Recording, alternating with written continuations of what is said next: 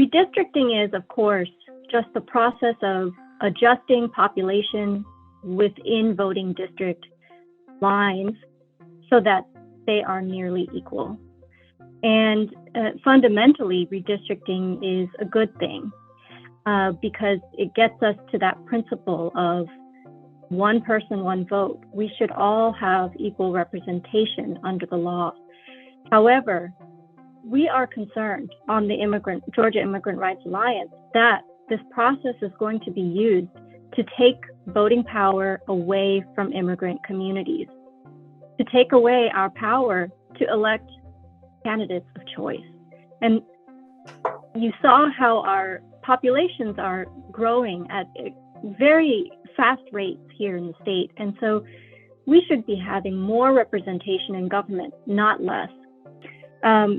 Back in July, the Georgia Immigrant Rights Alliance sent a letter to our Georgia legislature with 63 sign-ons from organizations across the state who were demanding better access to the process, transparency, and we demanded language access because this crucial and vital process has only been conducted in English, and that in and of itself excludes so many Georgians. You saw from the data that was just presented to us that Georgians are more and more diverse than ever.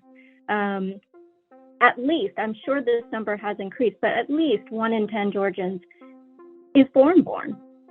So by having this process in English only, deliberately excludes the immigrant communities. And so we have to be very concerned about this process. And on that note, I want to talk about the culture of cities like Gainesville. On the west to east front, we have a road called Browns Bridge Road. And right when you get into the square of town, where the demographics shift from mostly Hispanic to mostly non-Hispanic, it changes into Jesse Jewell. Then you go south of that, southwest, and you go down what's called Atlanta Highway, where the majority of the small businesses that are owned by Latinx folks are filled throughout Atlanta Highway to the point where a lot of people call it Little Mexico. Between that west to east road and that southwest road taking you to 985, you will find the bulk of our community members. And what is missing in these communities? Sidewalks. I mean, the small businesses there depend on pedestrian traffic. They have pedestrian customers. And months did not go by without the news reporting that someone who was walking to the grocery store had potentially kids with them, was run over by a car. This is dangerous. Why would we not have sidewalks in the corridor that's predominantly Latinx, in a corridor where our folks are the most under-resourced, but we have them in spaces, in other spaces of the city that don't use them as often?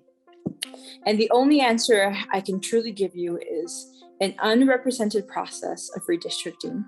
Elected officials who do not have to worry about the voter-rich districts that are Latinx voters because they can vote and they can pander to the at-large constituencies on the northeast side of town.